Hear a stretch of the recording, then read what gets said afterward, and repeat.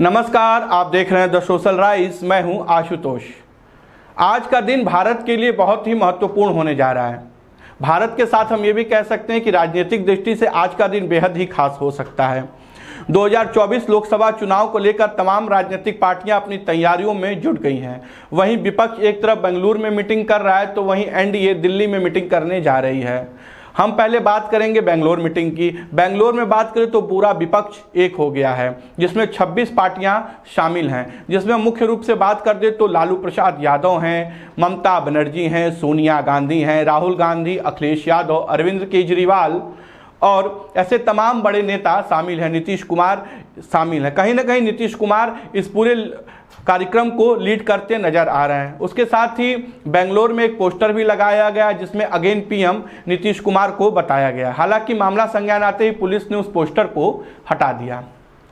अब लगातार जब ये मीटिंग हो रही है, पूरा विपक्ष एकजुट है। कल देर रात वहाँ 2 घंटे तक मीटिंग चलती है और उसके बाद डिनर होता है। आज 11 बजे से यह मीटिंग शुरू हो जाती है। मीटिंग में सभी बड़े पार्टी के जो नेता हैं और जो छोटे पार्टी के नेता हैं वो अपनी बात एक मंच पर एक साथ कहेंगे और उसके बाद एक संयुक्त प्रेस कॉन्फ्रेंस की जाएगी। 4 बजे ये प्रेस कॉन्फ्रेंस होगी। पूरे देश को इसका इंतजार रहेगा। उसके साथ ही हम आपको बता दें कि दूसरी तरफ एनडीए का भी बैठक होने जा रहा है, जिसमें हम बात करें तो चिराग पासवान एनडीए में औपचारिक रूप से शामिल हो गए हैं। कल उन्होंने जेपी नड्डा और अमित शाह से मुलाकात किया है। एनडीए की बात करें तो एनडीए कह रही है उसके पास 30 दल हैं और वो इस बार लोकसभा चुनाव में इन्हीं के साथ लड़ेंगे। एनडीए पूरी ताकत के साथ लोकसभा चुनाव लड़ेगी। जेपी नड्डा ने भी विपक्ष पर जमकर निशाना साधा है और उन्होंने साफ तौर पे कहा है कि ऐसे मीटिंग करने से कोई फायदा नहीं है। डायरेक्ट इनडायरेक्ट उन्होंने इस बात को देश की जनता के सामने रखने का काम किया है। जहाँ तक यूपीए का सवाल है और ये जो ऑपोजिशन के अलायंस है, ये भानुमति का कुनबा है और कहीं का ईंट कहीं का रोड़ा, भानुमति ने कुनबा जोड़ा, इस तरीके का ये अलायंस है। न तो इनके पास नेता है, न ही नीयत है, न ही नीति है और न ही फैसला लेने की ताकत है।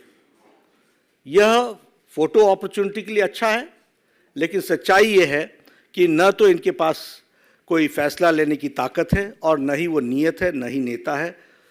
स्वार्थ की राजनीति पर आधारित ये एकता की जो बुनियाद है वो बड़ी खोखली है और इसीलिए यह कोई डिलीवर करने के लिए नहीं है। यह 10 साल के यूपीए के सरकार के भ्रष्टाचार और घोटालों का टोला है। 10 years of non governance, corrupt government, corruption, उसका ये टोला है और 20 लाख करोड़ रुपए के घोटाले को से बचने का और उस पर एक्शन न हो, उसके लिए यह एक जुड़ाव है, एक टोले का जुड़ाव है। इसको हमको स्पष्ट रूप में समझ लेना चाहिए, ये हमको ध्यान में रखना चाहिए। मोदी साहब ने तो ये बोला था पार्लियामेंट में, सभी अपोजिशन को मैं अकेला ही भारी पड़ता है। जब अकेला ही भारी पड़ता है फिर छोटे मोटे सबको लेके 30 क्यों गिन रहे? और 30 कौन से पार्टी है तो बताए, तो हम भी इलेक्शन कमीशन से लिस्ट मंगवाएंगे और बोलेंगे। अब हमारे पास जो 24-26 लोग जो भी आते हैं वो हम पार्लियामेंट में भी रहते हैं, बाहर भी रहते हैं, मिलके भी रहते हैं। उनके 30 लोग कहाँ मिले थे मुझे तो मालूम है। एक प्रेशर करने का एक टैक्टिस है, प्रेशराइज करके हमारे अपोजिशन पार्टी के लोगों को तोड़ने का, और खासकर जो डीएमके कांग्रेस की मैत्री है वहाँ पर वो डरा के अलग अलग करने के लिए वो लोग कोशिश कर रहे हैं। लेकिन डीएमके भी डरने वाली नहीं है, कांग्रेस भी डरने वाली नहीं है, या हमारे साथ जो भी अलायंस पार्टनर्स है उनके ऊपर अगर कुछ भी अगर जोर जबरदस्ती हो गई तो उसके खिलाफ हम लड़ते रहेंगे। किसी एक व्यक्ति का प्रश्न नहीं है और कोई व्यक्ति महत्व नहीं होता देश के सामने। देश के डेमोक्रेसी को और देश के संविधान को अगर ठोस पहुंचती है तो हमारा कर्तव्य होता है कि हम एकजुट होकर जो लोग इस संविधान को बचाने वाले हैं और डेमोक्रेसी को बचाने के लिए एक होते हैं, तो हम इसमें मिल के काम करेंगे। कोई व्यक्ति देश के सामने बड़ा नहीं हो सकता, वो हमारी ये है। और उनके सामने सिर्फ क्या है, तोड़फोड़ करने का ही है, और वो तोड़फोड़ करते ही रहे हैं। और जब उनको मौका मिलता है, जो चुन के आते हैं उनको तोड़ते हैं, और ये भी कहते हैं कि हमारी बड़ी पार्टी हो गई है, ये हो। भाई आपका अगर ठीक है पार्टी, फिर तोड़ते क्यों हो?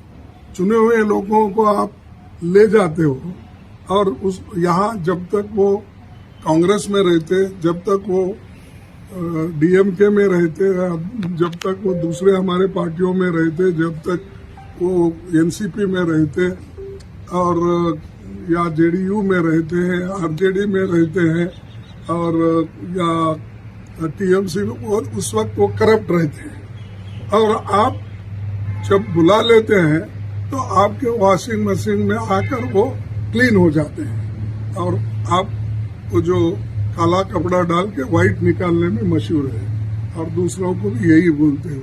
तो ये ठीक नहीं है, ये उनकी आदत है पहले से भी, डराने का, धमकाने का, हरासमेंट करने का, प्रेशर डालने का, वो कर रहे हैं, तो उसको हम डरने वाले। प्रधानमंत्री और बीजेपी भोखलाई हुई है कि पटना के बैठक के बाद अचानक प्रधानमंत्री को एनडीए का ख्याल आया। एनडीए में नई जान फूंकने की अभी प्रयास हो रही है। अब तक तो एनडीए का जिक्र नहीं हुआ करता था। अचानक कुछ 4-5 दिनों से हम पढ़ रहे हैं, सुन रहे हैं कि एनडीए की बैठक कल बुलाई गई है। तो ये अचानक एनडीए जो एक भूत बन गया था, उसमें एक नई जान फूंकने की कोशिश की जा रही है, और ये पटना सम्मेलन का एक नतीजा है।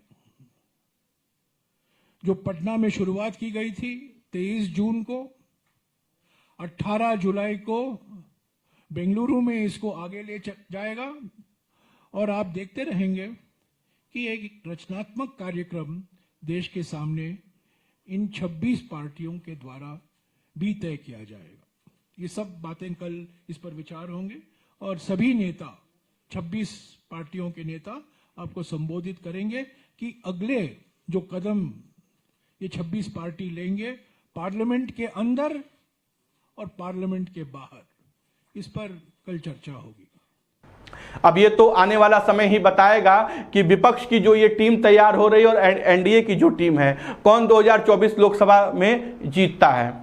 उम्मीद ज़्यादा है कि एनडीए जो है अपने गठबंधन को बरकरार रखते हुए अपने छोटे दलों को एक बार फिर से एक कर रही है। जैसे उत्तर प्रदेश ने उसने ओम प्रकाश राजभर को एक बार फिर अपने में मिला लिया, बिहार में चिराग पासवान को अपने में शामिल कर लिया, जीतन राम मांझी भी इसमें शामिल हो गए। ऐसे तमाम पार्टी के लोग शामिल हो गए, और कहीं ना कहीं वीआईपी पार्टी के मुकेश साहनी अभी नाराज चल रहे हैं। उनका यह कहना है कि इस मीटिंग की सूचना उन्हें नहीं है। ये तो आने वाला समय ही बताएगा कि ये जो पूरा गठबंधन है और ये पूरा विपक्ष है वो क्या खिचड़ी पकाता है। ऐसे ही खबरों के लिए देखते रहिए द सोशल राइज।